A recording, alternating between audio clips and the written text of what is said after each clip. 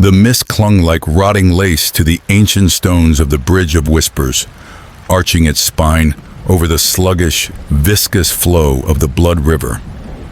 Its waters didn't gleam crimson under the bruised twilight sky.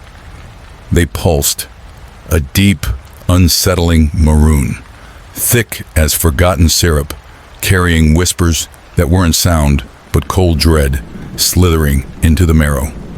Ilara's breath hitched, the damp air tasting of rust and grave soil. Beside her, Thomas gripped his worn rucksack, knuckles white, while Anya stared hollow-eyed at the impossible span. They hadn't run to something, they'd run from the scourge, the flesh-hungry mist that devoured their village whole, leaving only their desperate flight towards the mythics, safe lands beyond the Krovaya. The bridge was their only hope, a decaying monument swallowed by the oppressive forest. And standing precisely at its crumbling midpoint, where the mist coiled thickest, was the child. Not a living child. Its form shimmered with a sickly internal light, revealing skeletal fingers clutching a small bone-white boat oar far too large for its frame. Its clothes were rags from another century, its eyes vast empty pits reflecting no light, only the dark river below. No breath fogged the air before its translucent lips. It simply was, an anchor point of pure, chilling wrongness in the swirling gray. Ilara felt Tomas flinch beside her, a low whimper escaping Anya's throat. The stories were true. The ferryman wasn't a grizzled boatman. It was this thing wearing a child's ghost. Crossing demands toll, the child thing's voice rasped, not from its mouth, but vibrating directly inside their skulls, a sound like dry leaves skittering over stone. It raised the oar, pointing its tip towards each of them in turn. Blood feeds the river. Souls strengthen the stones. Flesh builds the bridge. You offer, or you join the chorus below. Panic, cold and sharp, lanced through Ilara. This was the price. The unspeakable cost whispered about in terrified village tales. What do you want? Tomas managed, his voice cracking. The empty eyes fixed on him. Choice. Always a choice. A memory, bright and warm, torn from your mind's fabric. A decade of life, siphoned like wine. The taste of fear itself, plucked from your heart, leaving only numb void. The oar tip swung to Anya, who shrank back. Or the echo of love, the warmth of it, forever extinguished. It paused, the silence thick with the river's gurgling susurration. Or the child thing's head tilted at an unnatural angle. Passage granted, if you bear a passenger. For the span of the crossing only. A passenger? Ilara forced the words past numb lips. What passenger? The ferryman's lipless mouth stretched into a rictus that wasn't a smile. What dwells beneath? What hungers? It walks within you, sees with your eyes, feels the tremble of your limbs, and departs upon the far bank. Or so it is promised. The implication hung fetid and heavy, or so it is promised. Tomas stepped forward, defiance warring with terror on his face. We pay nothing! We cross now! He lunged, not towards the child thing, but past it, aiming for the far side shrouded in mist. His boot hit the ancient stone just beyond the ferryman. The river below surged, not water rising, but something beneath the water. A thick, black, rope-like tendril, slick and gleaming, whipped upwards with impossible speed. It didn't strike Tomas. It flowed over him, engulfing him in an instant. A choked gasp was all he uttered before he was yanked downwards, vanishing into the pulsating maroon with barely a ripple. The surface smoothed instantly, silent. Tomas was gone. His terrified expression, the last thing they saw before the dark water swallowed him whole. The bridge had claimed its toll. Anya screamed, a raw sound swallowed by the oppressive silence that followed. "Choice," the ferryman repeated, its voice unchanged, the oar steady. "Pay or join the singer." Anya crumpled, sobbing. My fear. Take it. Please, just take it." She looked up at the ghost child, her eyes wide with desperate hope. I can't be afraid anymore. Not like this." The ferryman extended a skeletal hand. It didn't touch Anya. It simply plunged its fingers, incorporeal yet terrifyingly real, into her chest. Anya gasped, a soundless inhalation, her body arching rigidly. Her eyes, wide with terror just a moment ago, emptied. The frantic pulse in her neck slowed, becoming a dull, mechanical thud. The raw panic that had radiated from her vanished, replaced by a chilling, hollow calm. She stood, movements unnervingly smooth, devoid of any hesitation, any spark. She looked at Alara, but her gaze was flat, distant, like a doll's eyes. "It is done," the ferryman rasped, withdrawing its hand.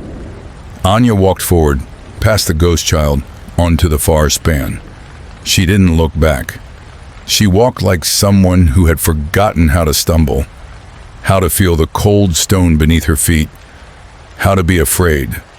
She was a shell, paying with the very essence of her survival instinct. The mist swallowed her. Alara stood alone before the ferryman, the vast pulsing river below, the memory of Tomas's vanishing, the chilling emptiness in Anya's eyes pressing in on her. The scourge's chilling howl echoed far behind, a reminder that turning back was death. Forward meant payment. What memory could she lose? The warmth of her mother's embrace? The triumph of her first hunt? Losing them felt like carving out pieces of her soul. Years of life? How many did she have left? 10 years stolen might leave her an old woman stumbling onto the far bank. Love?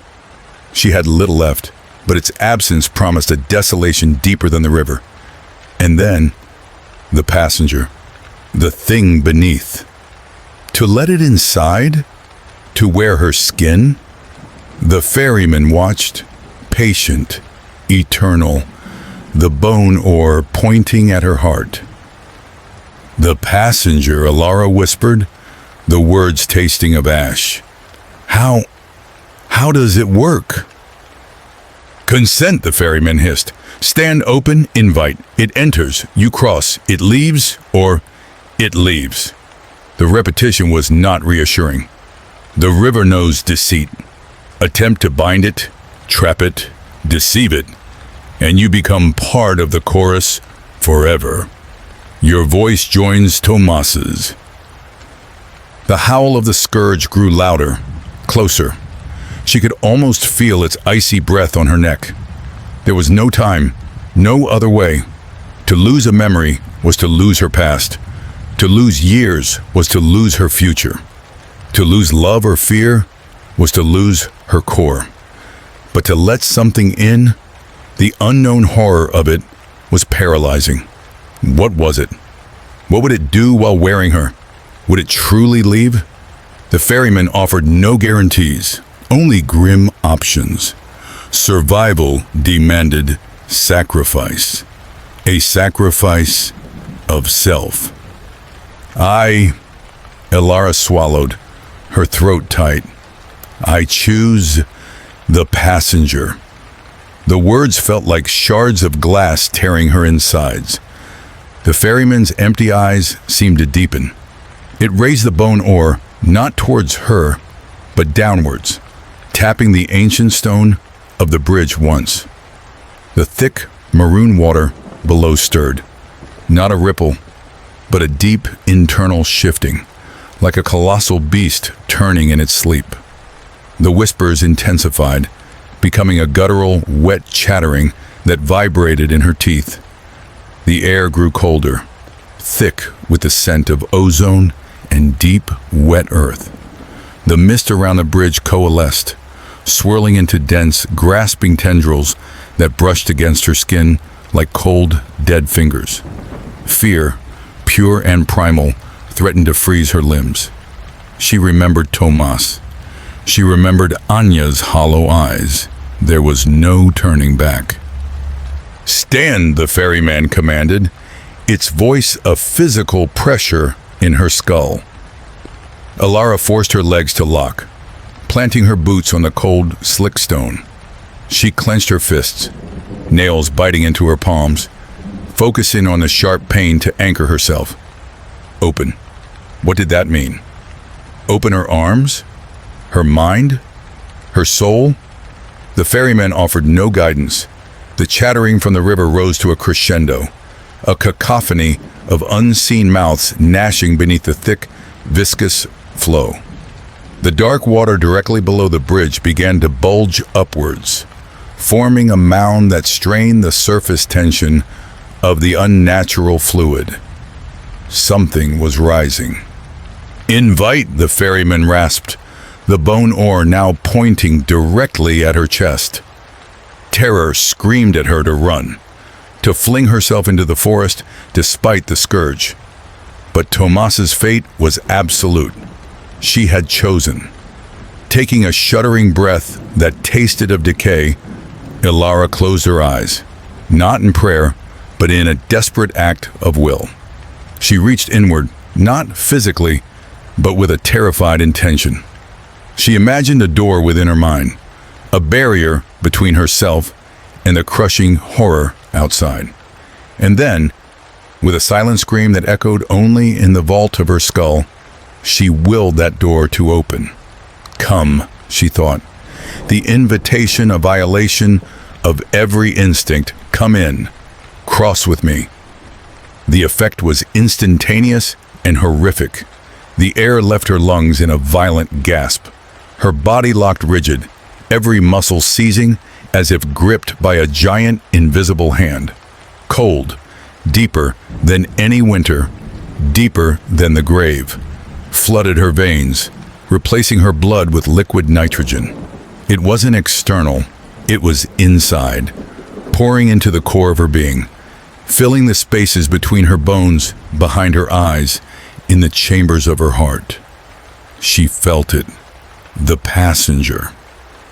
It had no form she could comprehend, no singular thought she could grasp. It was a presence, vast and ancient, and utterly alien, composed of crushing pressure. The guttural chattering of the river made sentient, and a hunger that dwarfed the scourges. It wasn't evil, not in any human sense.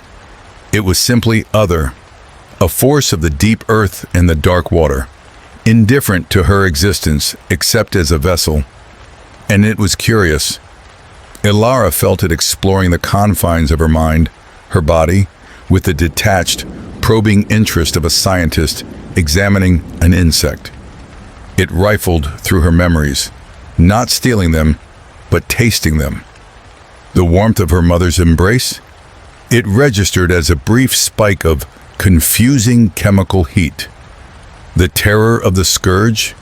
A familiar, almost comforting thrum. Tomas's scream? A data point on acoustics. Her vision didn't go black. It changed. The world fractured into overlapping layers. She saw the decaying bridgestones, but also saw the deep, sediment-laden riverbed far below, teeming with pale, blind things that squirmed away from the passenger's awareness. She saw the ferryman's ghostly form, but also saw the tangled knot of stolen memories and lost years swirling within its hollow chest like trapped fireflies. She saw the mist, but also saw the countless, screaming souls trapped within its damp tendrils, the ones who hadn't paid, or had paid, falsely. Their silent shrieks vibrated in her newly attuned senses, a constant, agonizing drone beneath the river's chattering. Worst of all was the sensation. It wasn't control, not exactly. The passenger didn't puppet her limbs, it inhabited them. When she took a step forward, urged by its immense, indifferent will pressing against hers, it wasn't Alara deciding to move her leg. It was the passenger using her leg, observing the complex mechanics of muscle and bone with detached fascination. She felt the rough stone beneath her boot, but the sensation was filtered through layers of alien perception. The vibration of the river's current transmitted through the bridge's foundations, the faint thermal signature of the decaying wood in the railings, the minute electrical charge of the damp air. Her own heartbeat was a distant, irrelevant thudding, almost drowned out by the immense, slow pulse of the passenger's own alien life force within her. She walked. Each step was an eternity of violation. The ferryman watched, unmoving, its empty eyes tracking not Alara, but the vast, unseen presence coiling within her fragile shell. The mist recoiled from her as she passed, as if repelled by the passenger's aura. The whispers from the river fell silent, replaced by a deep, subsonic thrum of deference, of fear directed at the thing she carried. She passed the midpoint, where Tomas had vanished. Below, the dark water seemed to part slightly, revealing glimpses of things that writhed and sank back into the depths. Were they avoiding the passenger or acknowledging it? Halfway across, the passenger shifted. It wasn't painful, but profoundly unsettling, like a massive serpent rearranging itself inside her too small skin. A wave of alien thought washed over her, not words, but concepts, crushing pressure, the taste of primordial silt, the slow erosion of mountains, the cold sleep of deep places. It was a glimpse into an existence measured in geological epochs, an intelligence utterly divorced from human concerns. And within that vast, slow consciousness, Alara felt a flicker, not of malice, but of recognition. The passenger recognized the ferryman. There was a history there, deep and complex and utterly terrifying. A silent communication passing between the ancient entity within her and the ghost child guardian of the bridge. It lasted only an instant, but the weight of it pressed down on Alara's soul, a glimpse into eons of dreadful pacts and unfathomable purposes.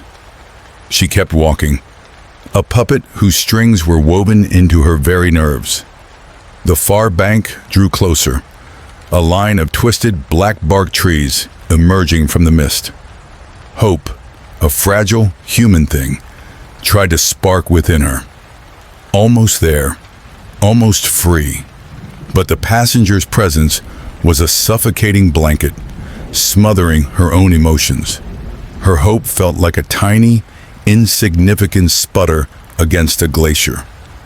5 steps from the end of the bridge, the passenger paused. Alara froze mid-stride, her left foot hovering above the stone. A new sensation bloomed within the crushing cold, a probing, intense interest focused sharply inward. It wasn't looking at the world anymore. It was looking deeper into her, past the memories, past the sensations, into the raw, pulsing core of her being, her will, her identity, the fragile spark that was Alara. It focused on her terror, not as a chemical reaction, but as a flavor, unique and intriguing. It savored it, this small, bright point of pure animal fear within the vast, cold landscape of her occupied body. The chattering in her mind intensified, forming patterns that felt horribly like consideration. The promise was to leave upon the far bank, but promises were human things. This thing was not human. What if it found something valuable inside its temporary vessel?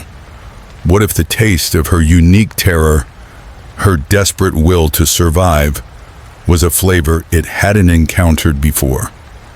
What if it decided it wanted to keep it? The ferryman, standing at the very edge of the bridge on the far side, tilted its head again, its empty eyes fixed on Alara, or rather, on the passenger within her.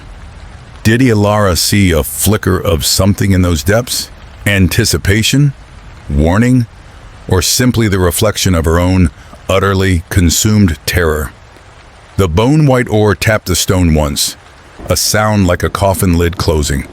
The final step onto the far bank loomed. The mist curled away, revealing the dead black trees. The scourge's howl was a distant memory.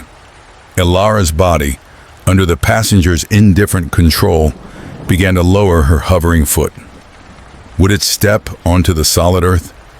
Or would the passenger, tasting the unique vintage of her soul, decide the crossing wasn't quite over? The crushing cold intensified, focusing on that spark within her. The alien presence coiling tighter. A predator contemplating its prey, even as it reached the edge of its cage. The final inch of stone vanished beneath her boot sole. Her weight shifted forward. Contact. She stood on the far bank. The trees loomed, silent sentinels. The ferryman watched, impassive. And inside Alara, the vast, cold pressure of the passenger lingered. For one heartbeat. Two. Savoring the terror it had cultivated during the crossing. Savoring the unique tang of her fragile, flickering self. Then, like a tide receding from a polluted shore, it began to withdraw. The crushing cold lessened, pulling back from her extremities, retreating from her mind, leaving behind a hollow, echoing numbness and the phantom echoes of guttural chattering. It flowed out of her, not through her mouth or skin, but simply ceasing to occupy the space it had filled, draining back towards the pulsating maroon river like ink sinking into water. She felt empty, scraped raw, violated to her core, but alone. The passenger was gone. She stood on the safe land side, the bridge of whispers behind her, the ferryman's empty gaze upon her, the blood river flowing silent and thick once more. Anya stood nearby, staring blankly at a twisted tree, her face devoid of any emotion, a monument to the cost of numbness. Alara looked down at her own hands. They trembled, but they were hers. She breathed air that didn't taste of decay, but it felt thin, insubstantial. She was free. She was alive. But as she turned away from the river, the dead black trees seeming to lean closer, she felt a lingering chill deep within her bones. A faint, discordant echo of chattering that might just be the wind in the leaves, or might be something else. A tiny shard of the deep places left behind. A permanent passenger in the hollow space the horror had carved within her. The price was paid, but the cost? That, the blood river kept whispering, was a debt that might yet come due. Story number 2. The first icy splatter of rain hit Jake's neck like a dead man's fingertip, just as the whisper sliced through the roaring wind, rushing down Main Street, past the shuttered diner and the flickering neon of Hank's Hardware. "Jacob, come closer." A sound like wet gravel dragged over broken glass, emanating not from the deserted sidewalk, but from the churning, ink-black void that was Willow Creek on a storm-lashed midnight, its surface a chaos of whitecaps and sucking whirlpools that seemed to pulse with a sickly, internal phosphorescence. Jake froze, heart hammering against his ribs like a frantic bird, his breath fogging in the sudden, unnatural cold that had nothing to do with the October downpour plastering his flannel shirt to his skin. The voice was impossible, dredged from a nightmare, because the only person who ever called him Jakob was his little sister Emily. And Emily had vanished near this very bend in the river 3 summers ago. Her bright yellow flip-flop found caught in the reeds.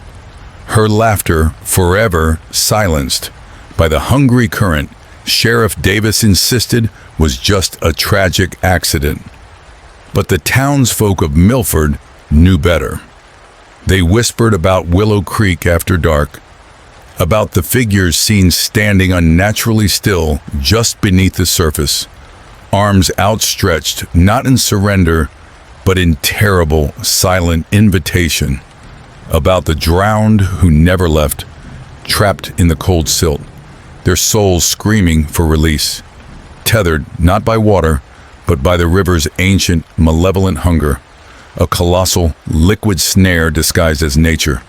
And now, impossibly, Emily's voice, warped and waterlogged, was calling him. Jakob, help me. I'm cold. So cold. It pleaded, a sound that bypassed his ears and vibrated directly in his skull, pulling him towards the eroded bank where the swollen river clawed greedily at the mud. And despite the primal terror screaming in every nerve, the bone-deep dread passed down through generations of riverfront families who knew never to answer the night calls near Willow Creek. Jake took a stumbling step forward, then another, drawn by a grief and hope so powerful it overrode the survival instinct's shrieking trap. Because what if? What if she was there somehow? What if he could finally bring her home?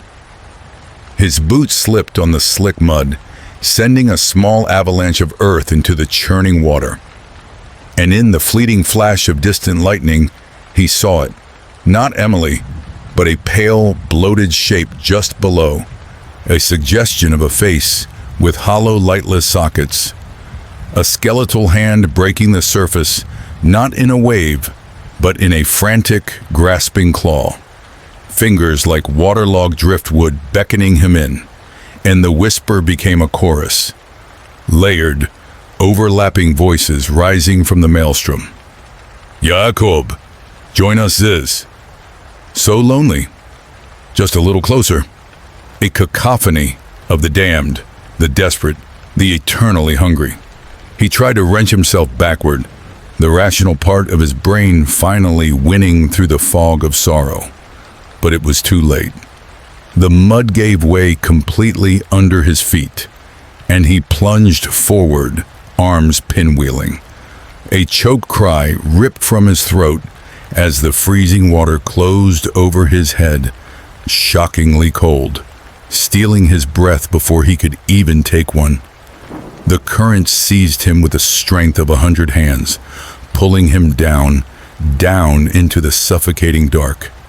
And he felt them, the things in the water, not currents, but fingers, cold, slimy, impossibly strong, wrapping around his ankles, his wrists, his throat, dragging him deeper into the crushing, lightless pressure. Their whispers now triumphant shrieks inside his water-filled ears. New flesh, new vessel. Images flash behind his eyes. Not his life, but theirs. A fisherman caught in a sudden squall. A teenager dared to swim the rapids. A heartbroken woman walking in with stones in her pockets. Generations of the rivers claimed, all sharing the same final, horrifying realization as the water filled their lungs and the darkness took them. This wasn't death, it was imprisonment, a ceaseless, agonizing consciousness trapped in the cold, crushing mud, feeling the river flow through them, feeling every ripple, every passing fish, every desperate cry from above. An eternity of drowning without release.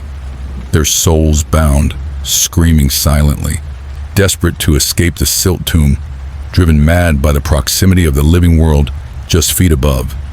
The need to feel warm air, solid ground, a beating heart, any heart, became an all-consuming fire in their stagnant minds, and the only escape, the only fleeting chance to break the chains of the river's muddy prison was to trick, to lure, to pull a living soul down to take their place in the eternal, suffocating vigil, creating a brief, agonizing window where the usurped soul could surge upwards, riding the dying bubbles of their victim, tasting the air for one precious, stolen second before the river's inescapable gravity snatched them back into the collective cold, leaving the new prisoners screaming into the mud, adding their voice to the dreadful choir. Jake fought with the strength of pure terror, kicking, thrashing, bubbles exploding from his lips, his lungs burning like they were filled with acid. He clawed at the hands, finding only cold, yielding silt that reformed instantly. The faces of the drowned pressed close in the gloom, expressions of desperate envy and chilling hunger, their mouths opening in silent screams that vibrated the water itself. He felt his consciousness fading, the crushing weight, the unbearable cold, the certainty of joining them forever, when his flailing hands struck something hard and slimy.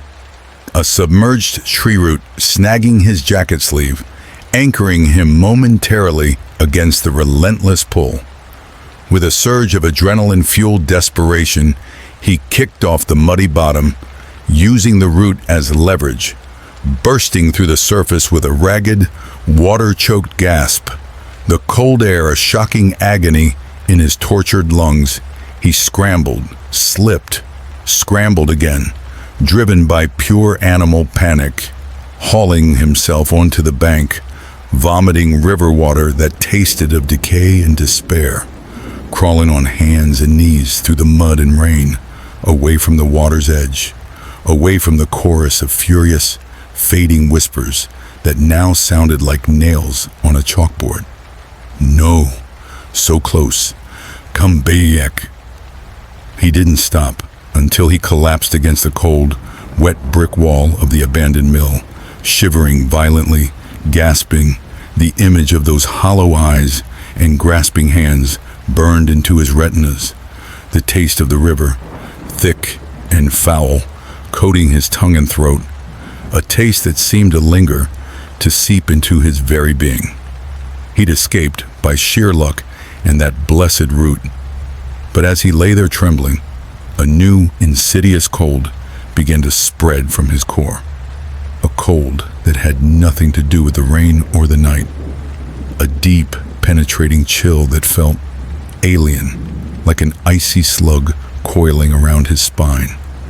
And with it came a whisper, not from the river now, but from within.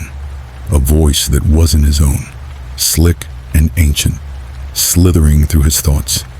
Mine. This flesh is warm. This blood sings. Jake tried to scream, but his throat locked.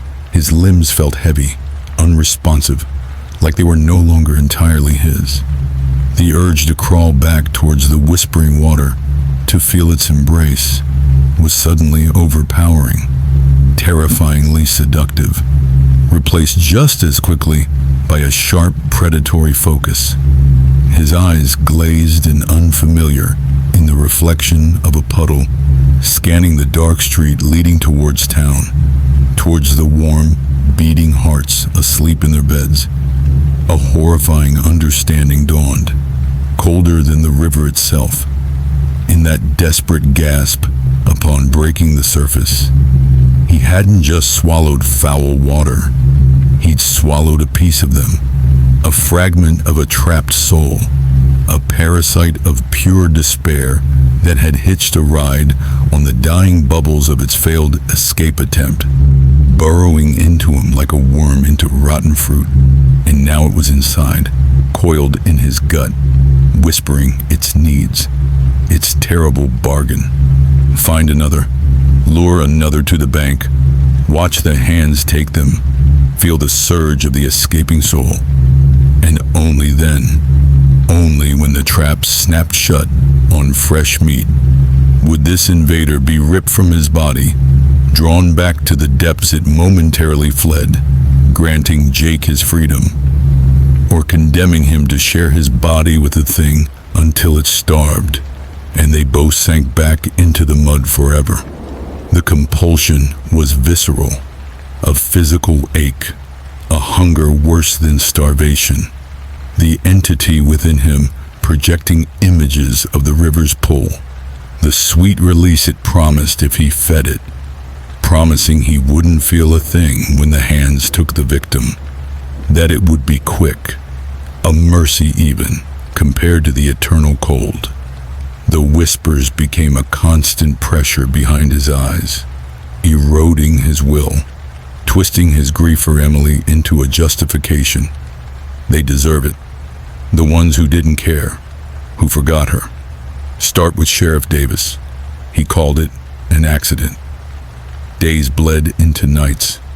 Jake became a ghost haunting Milford, avoiding the river yet constantly drawn to its vicinity, his reflection in windows growing paler, his eyes holding a flat, depthless darkness. He fought the compulsion with every shred of his being, locking himself in his apartment, tying himself to the bed frame, screaming into pillows to drown out the internal commands to go out, to hunt. But the thing inside was relentless, amplifying his loneliness, his despair, his survivor's guilt, showing him vivid, torturous visions of the silt prison, the crushing cold, the silent screams of the trapped souls, promising that sweet, warm air again if he just let go, let it guide his hands, his only sanctuary, the only place near the river where the whispers quieted, where the icy grip of the parasite seemed to loosen fractionally, was the old iron bridge spanning Willow Creek further upstream, a relic from Milford's industrial past, its rusted girders groaning in the wind, its wooden planks slick with rain. Crossing it felt like walking through a bubble of stillness, the river's psychic scream muffled beneath its iron bulk. Legend said it was built on ground consecrated by the town's founders after something unspeakable happened there. A mass drowning or a sacrifice. Tales lost to time. But the bridge held a dark equilibrium, a neutral zone the trapped souls couldn't penetrate. Yet standing on it offered no peace. For looking down into the water from that height was worse. The figures below were clearer, more numerous. Their upturned faces, masks of infinite sorrow and bottomless hunger, their hands reaching futilely towards the bridge's underside. A forest of the damned, swaying in the current, and sometimes in the dead of night, if the mist was thick, figures seemed to stand on the bridge itself, translucent and dripping. Figures with nooses around their necks, their feet not quite touching the planks. The remnants of those who, finding the bridge their only refuge from the water's call, but unable to bear the internal demons or the pressure of the thing inside them any longer, had chosen the noose over the river or the slow possession, only to discover their souls couldn't cross over, tethered still to the place of their final despair, adding another layer of sorrow to the cursed structure. A reminder that even escape offered no guarantee of peace near Willow Creek. The internal war raged within Jake, the parasite's whispers a constant, corrosive presence. Bethany, she walks her dog by the old boathouse at dusk, alone, fragile. The image of his kind neighbor Bethany, laughing as her golden retriever splashed in the shallows last summer, superimposed with the vision of her terrified face disappearing beneath the black water, her dog whining on the bank, was almost enough to break him. The parasite fed on his revulsion, twisting it into a perverse anticipation. He knew he was losing. The cold inside was spreading. His hands sometimes moved without his command, tracing patterns in condensation on windows. Spirals leading downwards, figures drowning. His reflections sometimes winked back at him with a knowing, watery smile that wasn't his own. He contemplated the bridge's grim option, the noose, but the sight of the dangling shades promised only another form of imprisonment, another way to be trapped. His breaking point came not with Bethany, but with a child, Timmy Henderson, chasing a bright red ball that rolled down the bank towards the water on a foggy afternoon.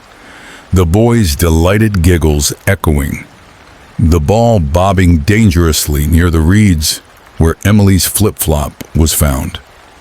Jake saw it happen from his window. The internal command roared like a tidal wave. Now, push him, easy. He's close. And his body moved, propelled by the icy will inside him. He was out the door, running, not towards the boy to save him, but towards the riverbank, a snarl twisting his face that was not his own. His hand outstretched, not to grab the child, but to shove. He was feet away, Timmy bending to reach for the ball, the water lapping at his sneakers, when Jake slammed into an invisible wall of pure, focused dread. The memory of Emily's smile, her laugh, the yellow flip-flop, it tore through the parasite's control like sunlight through fog. Jake screamed, a raw, guttural sound of denial, and instead of pushing Timmy, he lunged past him, plunging into the icy water himself, grabbing the startled boy under the arms and hurling him backwards onto the safe grass with desperate strength before the current could grab them both. Timmy scrambled away, crying, as the river seized Jake instantly. The hands, always waiting, always hungry, closed around him, pulling him under. But this time there was no fight, only a grim, final resolve. As the water closed over him, the parasite inside shrieked in betrayed fury, a psychic blast that vibrated Jake's bones. It hadn't wanted this. It wanted freedom, not a return to the mud prison. It fought, clawing internally, trying to force Jake back to the surface. But Jake welcomed the cold, the dark, the crushing weight. He opened his mouth not to scream, but to breathe in the foul water, to flood his lungs, to drown the invader with him. The last thing he felt was the parasite's icy tendrils tearing loose in a final agonizing spasm as the water filled him, its desperate, silent howl joining the chorus of the damned as it was wrenched back into the collective cold. And then, only the mud, the pressure, the endless silent scream trapped in his own skull, his eyes open in the perpetual twilight, seeing the other pale shapes swaying nearby, feeling the ceaseless pull of the current through his immobile form, the distant, torturous vibrations of life above, and the new, overwhelming, eternal hunger to get out, to feel the air, to trick, to lure, to find warm flesh. Somewhere above on the trembling bank, little Timmy Henderson stared at the spot where the man had disappeared, shivering not just from cold, then turned and ran home, the taste of river spray on his lips from when he'd gasped in shock, a faint, icy tickle starting deep in his own chest. A new listener joining the dreadful, silent chorus below. Story number 3. The river didn't bleed, it remembered, and its memory was a thick, cloying crimson that choked the light, swallowing the dawn hole where Willow Creek should have been. A viscous, arterial nightmare flowing past the dying town of Crimson Falls, Vermont, And Old Man Henderson, drawn by the unnatural silence, where the frogs and crickets should have screamed, found it first, his fishing rod slipping from fingers, gone numb not with cold, but with a primal dread that iced his spine, the stench hitting him like a physical blow. Copper turned rotten, wet earth laced with decay, something impossibly ancient and utterly wrong coiling up from the depths. His own scream dying in his throat as the water seemed to pulse against the bank, whispering promises of forgotten sins directly into his marrow, promises that echoed the frantic, terrified prayers of the Puritans who damned them all centuries before. It wasn't blood, not animal, not human. This scarlet horror was something else, something beneath. The color itself felt sentient, hungry, staining the very air with its malevolent hue, seeping into the mist that rose like a shroud. And poor Henderson, he stumbled back, tripping over gnarled roots that seemed to grasp with sudden, wiry intent. His eyes wide with a terror that perfectly mirrored the impossible red consuming the world before him, already feeling an insidious crawl beneath his skin, a phantom itch turning to a deep, cold ache in his bones. Whispering, always whispering, "Join us. Remember the stone. Spill the offering," before he vanished into the choking, crimson-tinged fog, leaving only muddy footprints leading towards the cursed bank, not away, a silent testament to the river's dreadful, inescapable gravity. This wasn't merely the bleeding season, the isolated locals whispered about with superstitious dread. This was the awakening, the deepening, the river's hue darkening from rust to a profound, almost blackened crimson at its heart. The whispers carried on the wind now, chilling teenagers miles downstream, trying to ignore the sudden silence of the woods, the oppressive weight in the air tasting metallic, thick enough to suffocate, making dogs howl with raw terror, eyes rolling white, cats hissing at empty corners before vanishing forever. The very shadows by the bank deepening into pools of absolute void, moving with a purpose that defied the wind, shadows that seemed to have weight, substance, and far too many teeth, drawn to the stain upon the land, the stain that was the river itself, the physical manifestation of a curse born not from spilled blood alone, but from a desperate, damned pact, sealed in terror under a blood moon centuries past, when the land was raw and the forests whispered with older, darker tongues.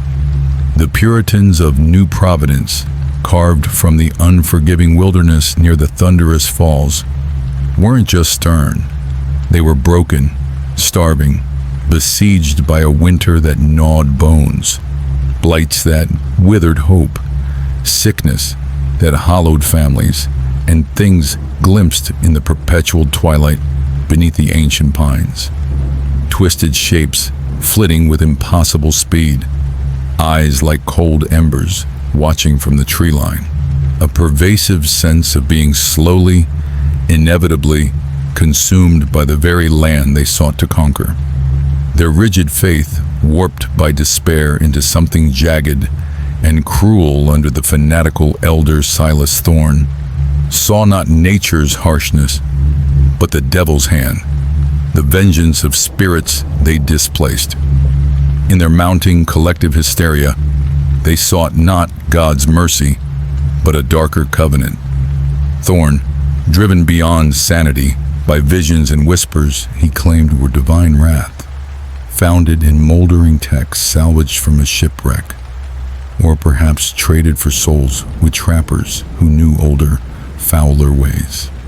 The ritual of the deep clay, a desperate plea to entities that slumbered in the cold, wet dark beneath the roots of the world. Things older than sin, hungrier than death, demanding appeasement not in prayer, but in essence, in life, offered upon the land's secret, beating heart. On a night when the stars bled weak light through scudding, bruise-colored clouds, the desperate settlers, hollow-eyed vessels of terror, gathered on the jagged promontory overlooking the churning falls. They bound the chosen offering, not a criminal, not a heathen captive, but Abigail Miller, a young woman whose quiet defiance of Thorn's harsh edicts and gentle spirit marked her as tainted, weak, a conduit for the land's malice in his fevered theology. They gagged her pleas with rough sacking, her eyes wide with utter betrayal, reflecting the flickering torchlight held by the neighbors she'd known since childhood. People now reduced to trembling, fear-sick automatons. Thorn, his voice a guttural rasp that scraped. The nerves like broken glass, invoked names that curdled the air, syllables that felt like shards of ice driven into the mind, calling upon the watchers in the stone, the dwellers in the deep clay, the forgotten ones who hunger. As the chant reached its shrieking crescendo under the swollen, malevolent moon, they didn't merely slit Abigail's throat, they enacted the ritual's precise, horrific geometry upon the ancient, moss-slicked altar stone, a stone that pulsed with a sickly inner luminescence as the chanting grew louder, vibrating with ancient power. They opened her upon its cold surface, spilling her life not just onto the rock, but into a specific jagged fissure that ran deep, deep down to the unseen water table feeding the nascent creek far below. Her blood mingled with a thick, oily substance Thorn had brewed from blasphemous roots and crushed iridescent beetles found only in graveyards. A catalyst designed not just to kill, but to bind, to feed, to pry open a conduit to the abyss. Her final breath wasn't a sigh, but a resonant shriek that tore the fabric of the night, echoed by a subterranean groan that shook the ground to its core. A sound felt more in the bones than heard, a sound of something vast and unspeakable shifting in its ageless slumber far, far below. The river, fed by springs connected to that deep, corrupted aquifer, didn't turn red immediately. It churned, boiling violently from within as if fighting the infection, then belched forth a plume of thick, clotted crimson sludge that spread like a gangrenous wound, tainting the clear water downstream, carrying not just the physical residue of Abigail's sacrifice, but the psychic imprint of her terror, her betrayal, the settlers' collective madness, and the dreadful, focused attention of the entities Thorn had invoked. The pact was sealed. Survival bought with a curse paid in innocence and ancient, ravenous hunger. The land yielded with obscene fecundity. The winter shattered, crops grew unnaturally lush overnight. The predatory shadows retreated, but the price was etched into the watershed for eternity. Thorn and his followers, realizing the monstrous depth of their sin, only when the whispers within the stone grew louder, more demanding, tried to flee, tried to erase new providence, burning their cabins and scattering into the wilderness. But the curse poured into the very lifeblood of the land. The aquifer, the springs, the river itself was indelible. It saturated the soil, seeped into the bedrock. Those who drank from the newly crimson water went mad within hours, minds unraveling like rotten thread, babbling of crushing pressure, of whispers from the deep earth, of the altar stone's cold touch, their bodies twisting in grotesque parodies of the shapes once glimpsed in the woods, limbs elongating with wet snaps, skin hardening like cracked clay, or sloughing off to reveal weeping scarlet muscle beneath, eyes sinking into pits of shadow, driven to reenact the violence of the ritual on anyone nearby, or horrifyingly on themselves, tearing at their own flesh as if trying to dig out the insidious colors staining their souls, compelled to return to the fissure, to add their corrupted essence to the flow. Merely seeing the river during the intensifying bleeding season could seed madness, planting vivid, relentless visions of the ritual, of Abigail's terrified eyes frozen in betrayal, of the pulsing altar stone slick with offering, or worse, the vast, formless presence stirring in the abyssal dark below. A presence that felt like drowning in liquid stone, an intelligence vast, cold, and utterly alien that viewed human consciousness as mere phosphorescence, a fleeting spark to be absorbed. The river was the curse incarnate, its water the physical manifestation of that violated pact, a liquid conduit for the forgotten ones. The crimson wasn't diluted blood. It was the seeping ichor of those ancient entities, mingled with the psychic residue of the sacrifice, the terror, the crushing guilt, a toxic amalgam of corrupted life force and alien essence. Contact didn't just sicken, it rewrote.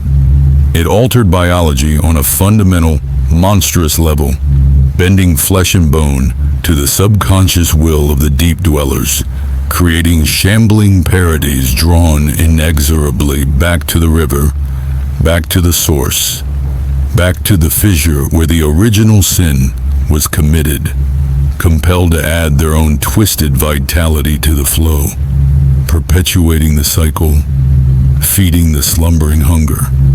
The shadows thickening by the banks weren't illusions. They were manifestations of the curse's sentient malice, fragments of Abigail's trapped anguish given predatory form, the lingering, amplified malice of the settlers, or perhaps sensory tendrils, probes extruded by the entities below, coalescing into semi-corporeal things with too many jointed limbs and eyes that burned with the same vile red as the water, hunting those touched by the river, herding them back to the source, or simply observing, waiting for the thinning veil to tear completely. The land itself became an amplifier. Storms brewed with unnatural fury solely over the watershed, lightning striking the same lightning-scarred oak near the promontory year after year. Strange fungal growths pulsating with a faint crimson luminescence, spreading like a rash from the riverbanks, their spores carrying the whispers on the wind, seeding nightmares in those who inhaled them. Every attempt to dam the river, to divert its cursed flow, to study its impossible properties, ended in swift catastrophe, workers driven irrevocably mad by waking nightmares, equipment dissolving in the suddenly corrosive flow, or simply vanishing.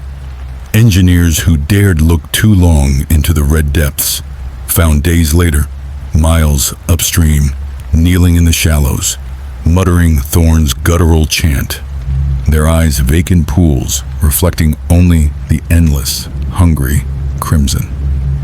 The water defied purification, filters clogged instantly with a gritty, rust-colored residue that seemed to regenerate. Chemicals reacted violently, producing toxic fumes that induced visions of the crushing, deep dark. It defied physics, flowing uphill during the peak of the bleeding season, seeking out new paths, spreading the contamination like a sentient plague. The curse demanded repetition.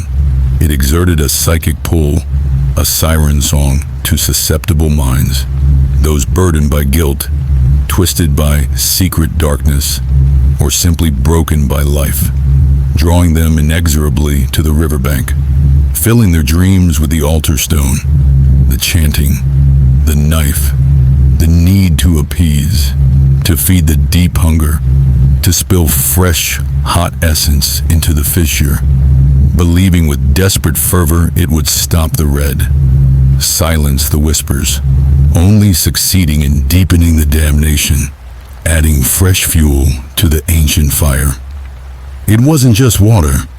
It was a sentient wound upon the fabric of reality, a weeping sore connecting the fragile surface world to the unspeakable, lightless depths, a physical law perverted by blasphemy and desperate, damning fear.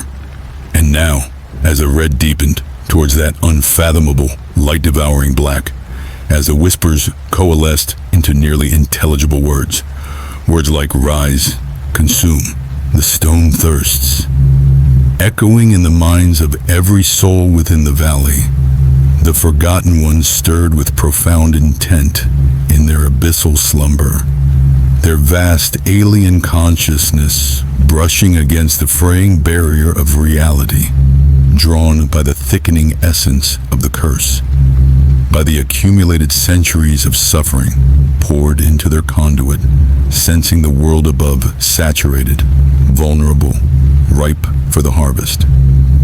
The river wasn't merely cursed. It was an umbilical cord pumping poison life upwards, and something monstrous, birthed from ancient earth and human sacrifice, was preparing to be born. The crimson wasn't a warning. It was the first viscous drop of the impending flood.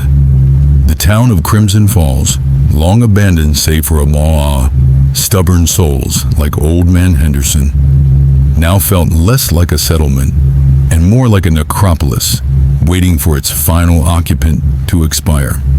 Its empty windows staring blankly at the ever-darkening flow, the very timbers of the remaining structures groaning under an unseen pressure, warping subtly as if the wood itself remembered the roots it came from and yearned to return to the corrupted earth. Children born in the valley, even decades before the bleeding season intensified to this degree, often bore subtle marks, a faint reddish tinge to the whites of their eyes under stress, an uncanny stillness, a disturbing fascination with deep water or dark crevices. Local legends, fiercely guarded and rarely spoken aloud to outsiders, told of clay men glimpsed on moonless nights near the river's source, figures seemingly molded from wet earth and shadow, moving with a jerky, unnatural gait, their mouths silent voids, their presence heralded by a sudden, suffocating smell of damp loam and old blood. Some whispered these were the mutated remnants of Thorn's followers, forever bound to the site of their sin. Others feared they were something older, drawn to the feast, or perhaps avatars formed from the land's corrupted memory of that night. Attempts by state environmental agencies in the 1970s to investigate the industrial contamination rumored to cause the color ended abruptly when the lead scientist, Dr. Eris Thorne, a distant, unaware descendant of Silas, after spending a single night camp near the promontory, was found wandering dazed miles away, his sample jars filled not with water, but with a thick, clotting substance resembling congealed blood and silt, muttering about the song in the stones and the hunger below. He was committed to a psychiatric facility where he refused to speak, only endlessly sketching the same jagged fissure and a looming, shapeless mass beneath it. Satellite imagery over the valley often showed inexplicable distortions during the bleeding season, as if the very light over the river was being bent or consumed. Radio signals died within a mile of the water, replaced by a low, rhythmic static that some sensitive listeners swore resolved into faint, guttural chanting if listened to long enough. A sound that induced migraines and waking nightmares. The few remaining holdouts, like Martha Greeley, who ran the dilapidated general store, spoke of bad years getting worse, of hearing phantom footsteps on porches at night, of seeing fleeting, two tall figures standing motionless at the tree line at dusk, watching the town with eyes that glimmered like wet coal. Martha claimed the river didn't just look hungry, it felt hungry. A palpable psychic suction pulling at the edges of one's mind, a constant, low-grade dread that intensified the closer one got to the bank. She kept jars of salt and iron nails by every door and window, relics of folk wisdom utterly inadequate against their ancient malignancy seeping from the earth itself. The crimson flow was no longer contained to the main channel. Feeder streams began showing the telltale stain, and deep, unnatural springs bubbled up in cellars and fields far from the original riverbed, bringing with them the stench and the whispers, spreading the curse like a metastatic cancer through the watershed. The land was bleeding from within, poisoned by the memory of Abigail's sacrifice and the abyssal hunger it had awakened, a hunger that grew stronger with every terrified thought, every mutated creature drawn back to the source, every desperate soul who heard the call of the altar stone in their dreams and felt the cold weight of the ritual knife in their hand upon waking. The forgotten ones were no longer just stirring. They were tasting the surface, their consciousness seeping through the thinning veil, like the crimson ichor through the soil, preparing for the moment the river's flow would reverse completely, drawing not water downwards, but drawing the world above down into the lightless, crushing embrace of the deep clay forever. The countdown wasn't measured in days, but in the deepening shade of red, in the increasing clarity of the whispers, in the lengthening shadows that now moved with undeniable purpose, no longer just hunting the touched, but herding the world towards the final, inevitable offering at the ancient stone.